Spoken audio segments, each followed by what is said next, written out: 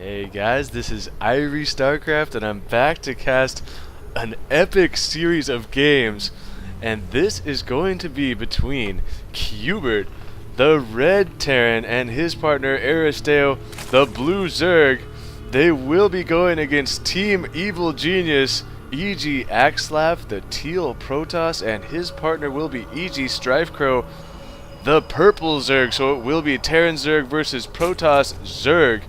And this is the first game out of a set of, well, two sets, one set of 4 and another set of 5 games sent to me by Cubert that were ladder games played between these two teams, these two incredibly good two-man teams. And I am really excited about this game and this series of games, and I can freely admit that Cubert sent me these games because there are wins on both sides. I'm not going to tell you what the final score is. I haven't watched any of these replays, but Cubert did mention what the final games won and lost were. Needless to say, both teams win a definitely significant share of games, and I have no idea who is going to win this game, and I am super excited about that because I'm always big on making sure you guys don't know who's going to win. I do everything I can to make sure that you will not know who's going to win, but usually I know, and I just try and put it out of my mind as I'm watching the cast. But yeah, it's rare that I've been able to get a hold of a set of games from somebody that contains both wins and losses, and these two teams are so good. They're playing at such a high level. Team Empire right now, although they're only like number 200 on the European server, their winning percentage is 92%. Somehow, I don't know why they're not higher because they're 473 and 41. And then Team EG down here, they are 321 and 62.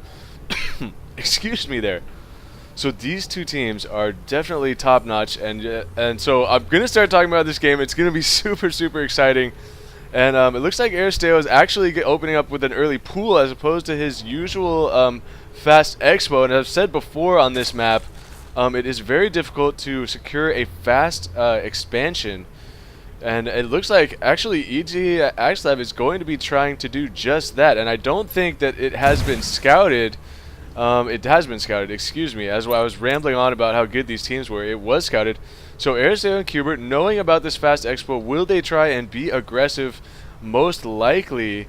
And apparently I'm getting some computer lag here. I'm sorry about that, you guys. Hopefully that will go away soon. And Cubert doing his standard opening. He likes to get 2 Marines out and throw a bunker down when it is possible for him to do so in such a way that it can protect both his and Aristeo's base. So he will be getting that bunker down and most likely throwing down as the Zerglings are chasing each other through the middle. It looks like StrifeCro has 1 extra ling. So he will be running, chasing those Zerglings around as Cubert is actually going... No, he is getting an early factory this game. I'm used to seeing him go right for that tech lab on the barracks once he throws down that bunker.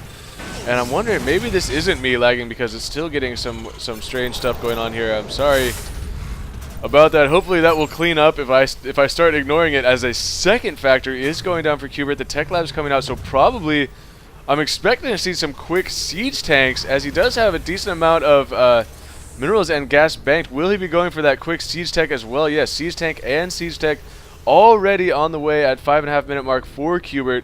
And he has his bunker full at the front to protect this opening.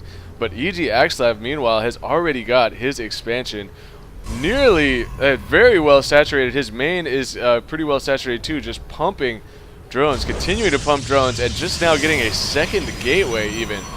So a very fast expansion. He is getting a robotics facility right now, probably to get out an early observer and make sure so that he will have vision of what is going on up here. But interesting that Cubert has gone for these fast tanks. I like that play. StrifeCro, meanwhile, does have 4 Banelings out. Those, however, are not going to be very effective against this Mech and Roach army. So I'm not sure if StrifeCro, because he's, I would like to see, well, I would like to see the Zerg players look to expand at least up here. Aristeo, I'm surprised that he is not trying to take that base just yet. It might be time now they may actually be trying to make an attack here, and Aristeo will probably throw down an expansion during this attack. So the Roaches and Marines and a couple of siege tanks are on the way out, and the siege tank has finished, and that will get spotted by StrifeCro Zergling here at the Zelnaga Watchtower, which will quickly get taken out. So what are StrifeCro and EGAxSlav going to be able to do?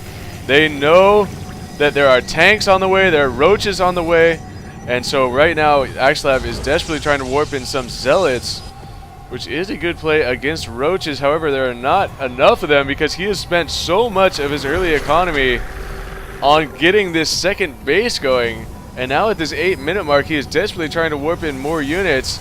And here we go. The siege tanks from cubert are going to start shelling away at this base. Roaches trying to come out here from StrifeCro. Here comes the engagement. Banelings forced to run right into these Roaches. Not able to do a whole lot of damage, but with the support of the Roaches, a couple of sentries, and a couple of stalkers in the back, this could be a very even fight right now. This Immortal coming out for EGAxSlav is going to make a huge difference if he can focus fire down these tanks, which is exactly what this Immortal is doing. 3 shots from the Immortal, make it 4 shots, takes out the tank, and the Stalkers and Immortal and 1 Roach left for StrifeCro are going to force that attack back. So nicely done by EGAxSlav there to defend his expansion, and Aristeo and cubert will be forced to fall back and try and perhaps, oh, this siege tank getting caught out of position terribly as the Stalkers have been giving chase to this army.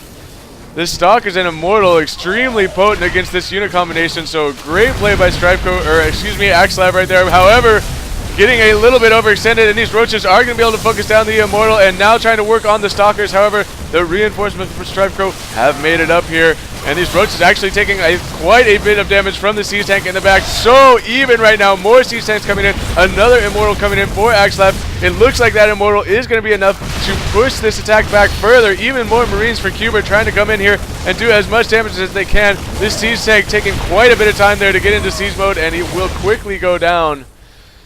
So StrifeCro and EGAxSlav forcing their way across the map, and now with the extra base kicking in for EGAxSlav, Aristeo and cubert are the team that are in a lot of trouble because the economy for EGAxSlav right now, as this still the micro is going back and forth, back and forth. I want to check the income right now because EGAxSlav is miles ahead of everyone else in the harvester and income account, and that is pretty much, you see cubert already saying, making something to do with GG there.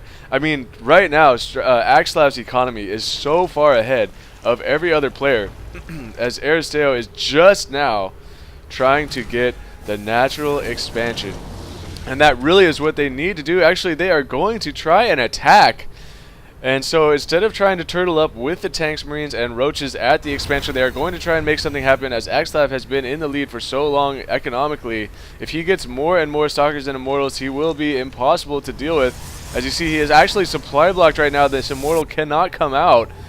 And now cubert will be trying to secure a command center at the gold, likely will be turned into a planetary fortress. And what is EGAxSlav and StrifeCro going to do about it? Most likely, what they should be thinking about doing is waiting until this command center gets closer to being finished, continue to reinforce their army as much as they possibly can here. Proxy Pylon finally is going to go down here for EGAxSlav so that he can more quickly warp in some units. And I want to take this opportunity to check on some of the tech here. The Twilight Council, I want to see what is being researched at the Twilight Council. Where is the Twilight Council, first of all? He's got, oh, it's just being warped in, so I totally misread that and was thinking that it was researching something. But no, the Twilight Council is just now coming in. Will he be going for a blink or a zealot charge? We will see, but it looks like Aristeo is going to be forced to pull these Roaches back as these StrifeCro's Roaches run straight through her, going to try and snipe this hatchery possibly. No, they are just going to continue running and actually taking a terrible turn right there, and these Roaches from Aristeo getting a lot of free shots off. But still, these Roaches able to sort of pump fake out there, and now they're going to run right back into the natural. Need to be working on some of these drones. And what is going to happen? Actually, Aristeo and cubert, are they going to try and push out and just forget about this expansion? No. Aristeo is going to bring back his Roaches to try and deal with this, but it's going to be too late because this hatchery is going to go down. One more shot. There it goes. Now the Roaches from StrifeCro are going to try and run away, save as many of these Roaches as he can. But the damage has been done. Aristeo's second base was not able to get going, and cubert actually is going to GG. and leave the game as EGAxSlav. In the meantime, while that was going on, I'm sorry, you guys, EGAxSlav, a nice timing attack, had pressed right through the Terran front at cubert's command center, which he actually was warping into an orbital command. So that is the first game of the first set of games, which will be 4 games. These are ladder games between 2 of the best teams in the entire world on the European server. And so thank you guys for watching. This is Irie StarCraft. I will be bringing you game 2 momentarily. So peace out.